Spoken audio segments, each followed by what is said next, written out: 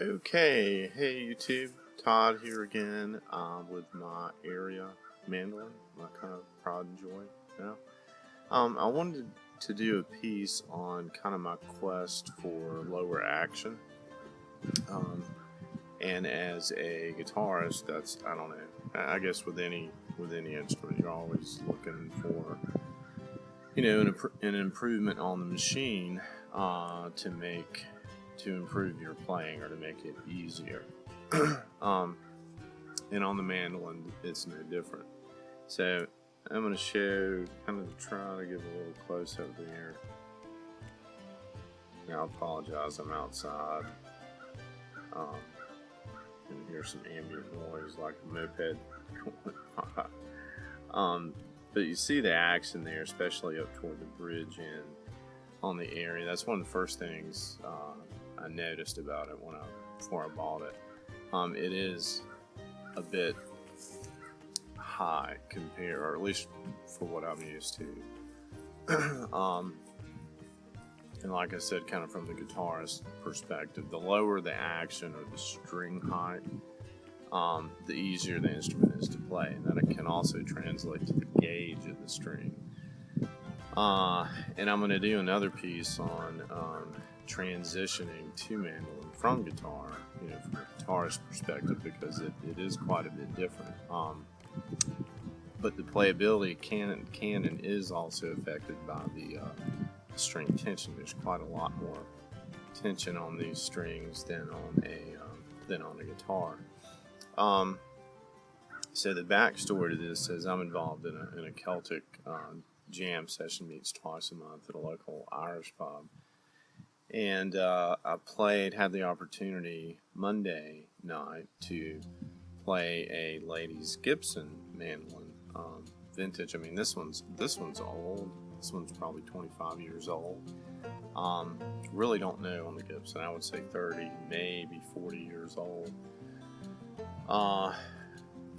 And I was amazed at the playability. Now, in comparison to this action, where it gets much, much higher, it's really nice here on the nut end. Make sure I get a good angle on that. But as you go up in pitch toward the bridge, it does get pretty high, really, really high. But hers really, to me, felt like playing a Gibson Les Paul electric guitar. And they're known for having really fast necks, and I'm not this super fast player or anything, but they just feel really nice under your fingers. And but the problem was you couldn't hear it. Okay, so and that's kind of what this piece ends up being about. The give and take, I guess, another give and take in life. The volume was so poor that she had and I have no idea how much the pickup cost, but a pickup mounted on the body, and she required an amp now, so you could play super fast, and I could barely hear it holding it, so no projection, no chance it's going to cut through even one guitar. I guess you alone in a quiet room, you could probably hear it. Even the bird singing is going to drown it out. So, and that started the wheels turning. That I'd love to have something. I'd love to have this mandolin because it does project really well, but with that action and playability. So, the next day I did take it to a local music store where a recommended local luthier does work with the instructions, to lower the action. I had to go out of town for a couple of days. Picked it up Thursday. Today's Saturday. And again, when I opened the case, well, this is what I find, and it's lower than it was when I first bought the mandolin. How much, I don't know. I actually didn't measure the string height. That probably would have been smart. One thing I did, and I told the guy working at the store, these adjustable bridges come with little thumb wheels, here between the saddle and the bridge, I'd already removed those, and you can see the threaded studs that the thumb wheel would ride on to raise and lower the saddle. I'd already removed those, so whatever that thickness is, I don't know, roughly 1/8 of an inch, maybe. I'd already lowered, the action by that much, and was really hoping to get that Les Paul-like action. So I got it, and I'm like, well, let me play it. And the guy was like, well, if you're not happy, I'll send it back to him or whatever. So I sit down and play it, and it plays fine. It feels really good. Another thing I did too, I had medium gauge strings in the other video, and I changed to the Dario light gauge strings. These are the phosphor bronze strings. I think I'll do another video actually on those strings too specifically. A good bit lighter, probably 35 pounds less tension than the medium gauge strings. So the effort, required to actually fret a note is noticeably less. And like I said, I don't really play a palm and neck anyway. So that was kind of my dilemma. I'm like, well, it does look high, but it feels great. Let him play it the same thing. We're talking, and then I tell him the Gibson mandolin story, and he's like, well, as a general rule, anytime you lower action, you lose volume. And he says, I just, as a matter of fact, I just raised the action on my banjo to get more volume. So I'm like, well, why is that? And he's like, I don't know, but that's the effect of it. That's now what the cause is, I didn't know, and that's what this video really comes to be about. And maybe everybody knew this but me, I don't know, but it was enlightening to me. So I finally had a little bit of time, I did a little bit of research on that, and yeah, that's the common rule, but there's not a lot of explanation as to why that is. Well, and I said this early on, this is a machine, okay? It's mechanical, and the way it, notice I'm cracking in that joint, which is not good. I hope that's just surface. Anyway, it's a mechanical instrument, and to understand the effect, you have to understand how it works.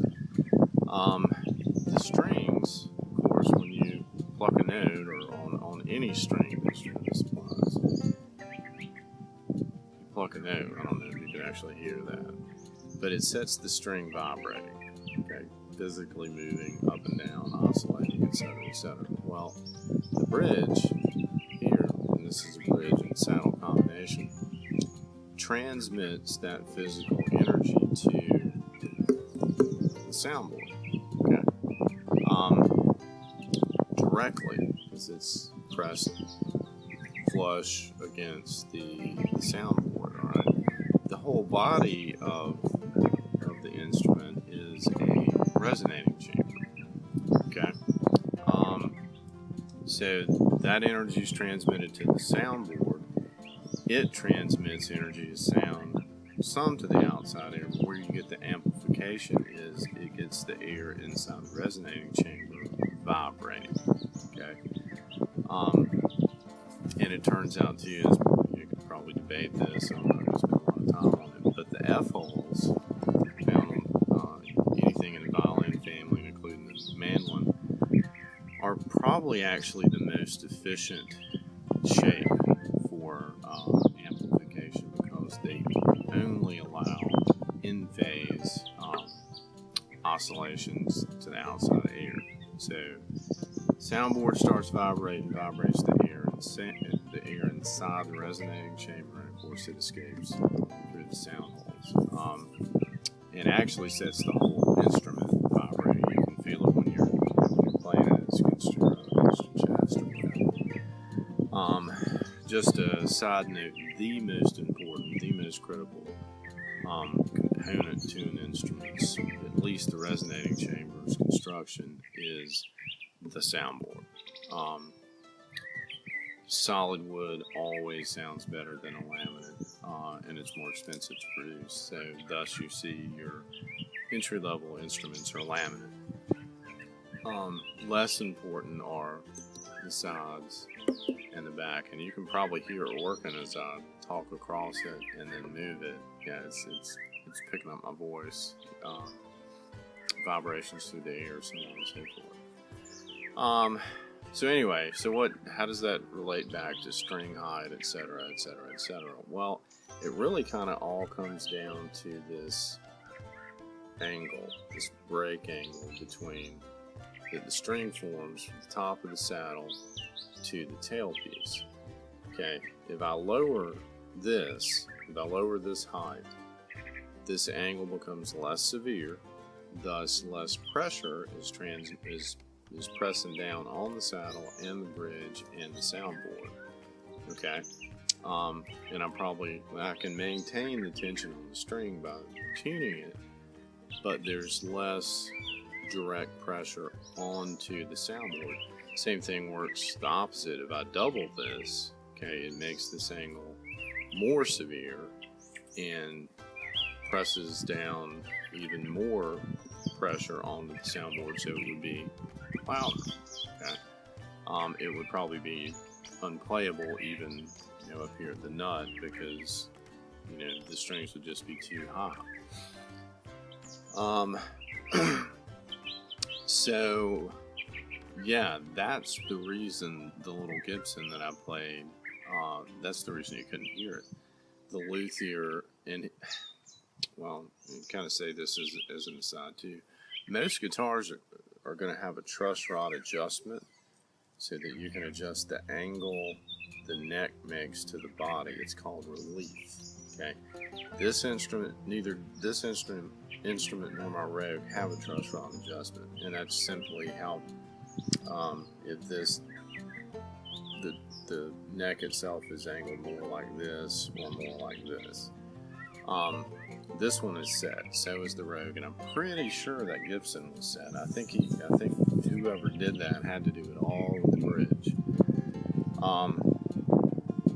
So I'm starting to run out of time. I got to keep an eye on my time. So yeah, he gave it super fast and super low and super smooth action, but he also basically killed the resonating chamber, made it pretty much worthless, to the point, to be heard at all. That's why she had a pickup on it.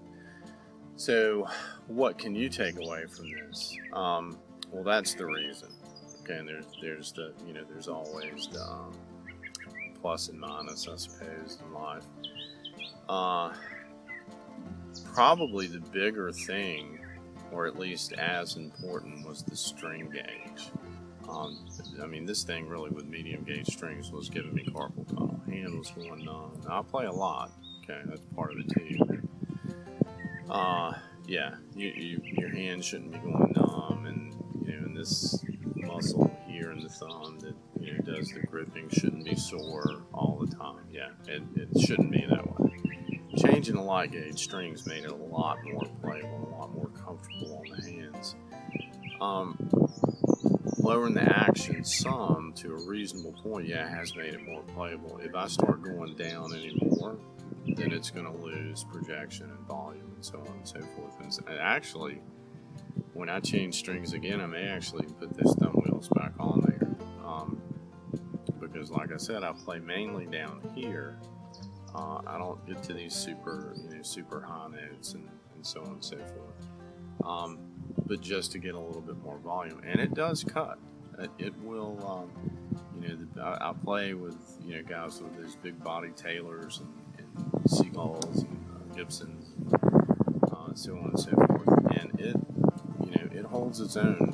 It does more than hold. So you're talking about it cuts through a $2,000 guitar, and a guy banging on it. So really proud of the little area, but and the Rogue too, for that matter. It will cut.